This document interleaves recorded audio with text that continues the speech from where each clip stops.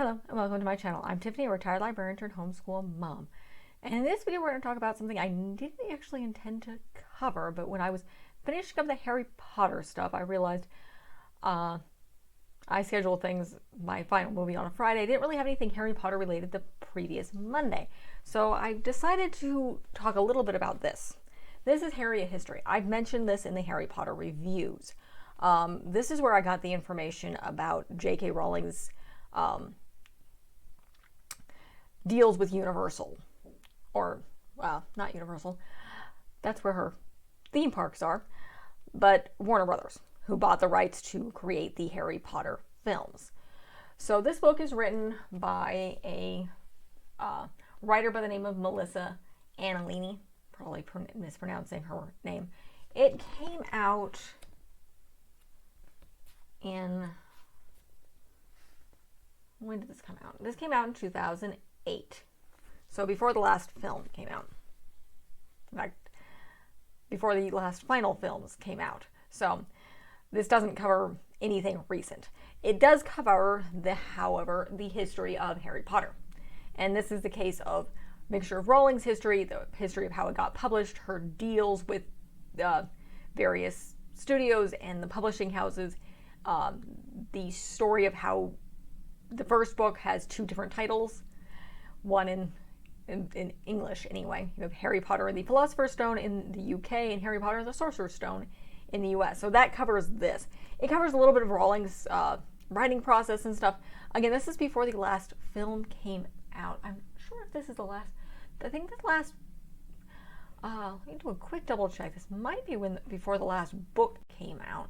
Let me do a quick Wikipedia search. There we go. Put the book down here real quick and do a quick typing here. Harry Potter. Alright, there's 7 novels. Let's see. Do a quick scrolling down here past the Wikipedia page to the production, since I do not feel like grabbing my final book. So let's see. These are the films, games, all sorts of things. So let's see.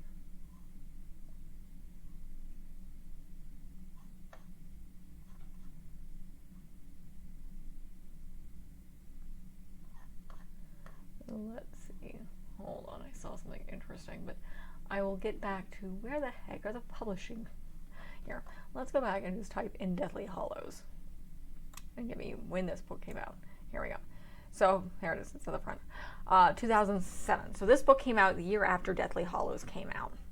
So this covers up until then. This is pre-Rowling going completely bonkers. So the author here is still, she's part of a Harry Potter fan website called Leaky Cauldron, which has been around for a decent long time. It was probably one of the first. It was before Rowling herself had a website specifically devoted to it, before it merged with Warner Brothers, because she didn't want to deal with it. And apparently she fired a bunch of people prior to that because she didn't want to deal with it anymore, or they bugged her to connect it with their theme parks. Probably she just didn't want to do it anymore because she was trying to mooch off more of Harry Potter stuff. Because God knows if she's a decent mystery writer, I have no interest, particularly after the recent book.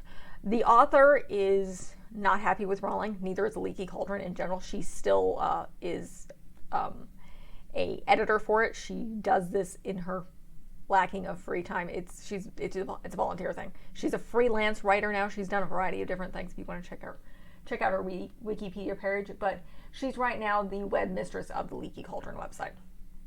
So they were kind of the first major fan website that was around when the books were coming out.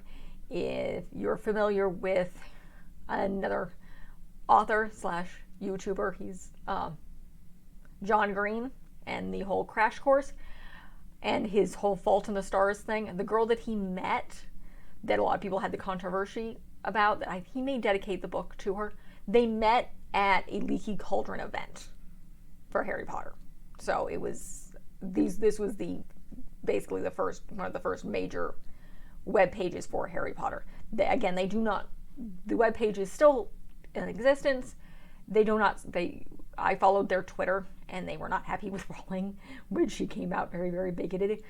So I feel free to buy this book. It's a very interesting history. Again, this came out in 2007, so right around right after the last book came out. So, or no, 2008. The last book came out in 2007. So, and it does contain a interview with Rowling, which is the reason her name. She has a foreword by Rowling. I don't believe she gets money for that directly from the sale of the books, because again, she wrote a foreword to it, so she would have been paid outright, as far as I know.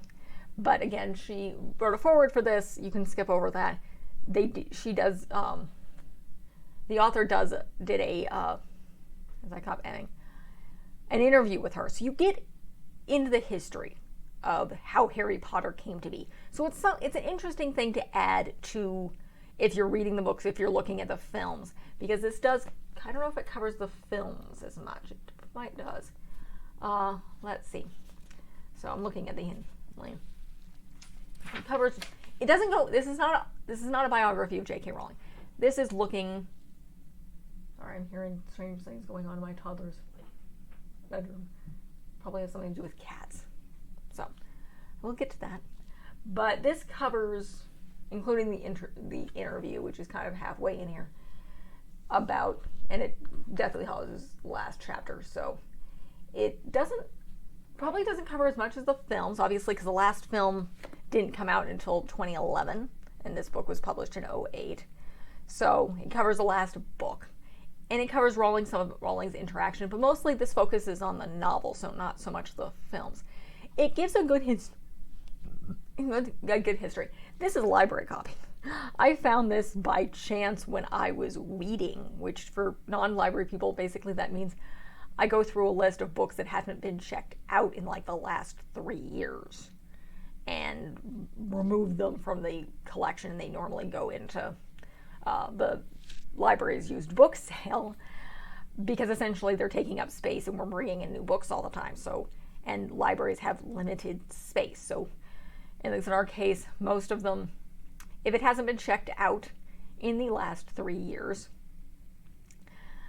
we weed it and we move on. And I did that frequently. It's part of collections management in the library system. So that's how I found this. This is an old library copy that I took out of the system because, again, it hadn't been touched in like 3 years. And this was before I left, which was, I retired in, when was it? It was the year I got conceived my child, so 2018. So this was a good 10 years old by that point. So it just hadn't been checked out because nobody was interested anymore. They might have been interested after Chaos happened, but again, it's off the shelves. It's still, you can still find it. I'll link, I linked it in my regular introduction. I'll link it in this video as well, because obviously I'm talking about it. It's a very interesting book. It's the true story of the boy wizard, his fans, and the life inside Harry Potter.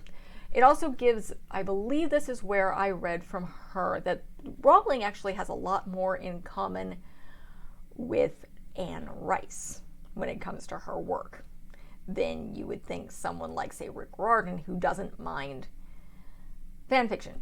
Rowling didn't like fan fiction. The problem was she was writing books for children. She did actually try to sue a 12-year-old. Her publisher made her drop it because you pissed off a parent like this is a 12-year-old. A 12 or 13-year-old kid, could have been 11. But again, this is a preteen, early teen child. And yeah, people publishers frown upon authors being very possessive of children's books when you get fan fiction, because it will ruin sales, essentially, because parents get pissed off, and parents are the ones who are actually paying for them.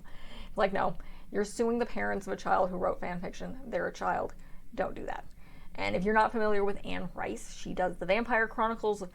Most people are familiar with Interview with a Vampire. Yeah, she wrote that very, very depressing book. No, I'm not covering it. It's very adult. And most of her books are very, very adult. She hates fan fiction. She's the queen of hating fan fiction. She will actually sue people, but her books are geared at adults, not children. So Rowling couldn't get away with it because, again, children, and they're not profiting from it. So, again, they're children. So so if you think Rowling loves the fan fiction, no, she does not. She just can't. she just can't really do anything about it. But her brand is something she'll go after people like crazy because this is earning her money, lots of money, and she's become crazy. This book seems to be a little bit before she went crazy mad with power and really revealed her bigotry. So it's it's a very, very interesting book. I actually read this through because it's just extremely interesting. And here's the chat. So the chapters, besides the interest, it's like the first release, it talks about how she got published, and then it talks about the beginning and the end, which sounds like an interesting couple near misses, various things. Rocking at Hogwarts is one of the titles. And then let's see, Banned and Burned. So that's going to talk about, people are familiar with the Harry Potter phenomenon realize that large Christian groups hated these books because apparently they can't differentiate between fictional witchcraft and, magic spells and people flying around and things and neo-paganism. Two completely different things. There's no Satan in these books. But again, Christians like to buy things and burn things. At least some of them, particularly when they hate these books. I remember being scoffed at my senior year in high school when the Pope mentioned as a news story that the Pope came out that he didn't care, that he didn't consider the books evil. So I found that interesting. Apparently the rest of my AP government class didn't. So she does have an interview with Rowling, and then a couple more interesting things. Now this was before, and what I learned from this book is that Rowling avoided social media. She avoided what people were predicting and everything when she was writing those books because she didn't want to be influenced. So until she finished book 7, she didn't really talk about it. She avoided anything to do with what people were talking about when it came to the books as much as possible. And I don't think she was busy trying to write these books and get them done. And they did turn out to be a bit of a mess. But an entertaining mess, but a mess nonetheless. And it wasn't until the final book was published that she really became a media sensation. And she really started commenting on things and getting involved in the community really intensely. And very much I think that's when she started I don't know when she started her own original website where all sorts of things where she was adding extra writings and stuff. She did a few charity books. There are textbooks. You can probably borrow them from your library. There's a Fantastic Beasts, which they've actually come out as an ebook copy, which has animations, but again, you're buying from Rowling. Though I think most of it goes to charity, but who knows what charity. I think it's hers, and I doubt it actually helps all people. Moving on. She also, if you go online, she wrote a bunch of other stuff. You have back histories of all sorts of characters. They're all in ebook form. I think I own most of these. So at this point, because I was very interested in the backstory. But before she finished the book, she never went near that stuff. She wasn't revealing anything because she was busy writing her books. So, and then one of the other things, I don't know if I found this on the extras. I think it was. I always found it kind of funny. The guy who played Neville Longbottom, Matthew Lewis, didn't allow Rowling, do not tell me anything until I read the book. He was obviously most of the actors who were on these films enjoyed and read these books. So, and this is no longer, he told her, do not tell me anything until I finish reading book 7. So, which is always interesting. I found that he went from chubby guy to very good looking man. And I think he's a decent actor. He was an actor beforehand. But that's about it. Again, I actually do recommend this book, particularly for homeschoolers. If you're looking into Harry Potter, you want to look deeper into the history of it and look at it as something to investigate with literature, because you can be. Otherwise there wouldn't be entire college classes on this thing. There have been university classes on Harry Potter. If there wasn't a lot to digest and look into, there wouldn't be enough for Harry Potter classes. I think there was one at my university. There's probably one at dozens of them, because it's an interesting piece of literature, group of literature, and the phenomenon to look at. And that's really what this book talks about. It talks about the phenomenon behind these books. So it's a good piece of, good book to look at. I'll link it in the description. Again, this is Harry History, the true story of a boy wizard, his fans, and the life inside the Harry Potter phenomenon. So it's a great book. I enjoyed it. Again, great background if you're looking for it. And the author, again, is Melissa Anelli, who is still, I believe, a New York freelance writer is what she's doing now. When I checked the Wikipedia page, she's worked at a variety of different places. And the Leaky Cauldron website, I will link it below if you're interested. It still exists. It's not pro-Rowling, so that's a benefit. It still loves, but it's still a group of fans who still love these books. And I enjoy them enough that I'll probably end up sharing them with my kid without trying to support Rowling herself. So that is it for this review. My final film review for the rest of the Harry Potter series will come out Friday. And that is it. Thank you.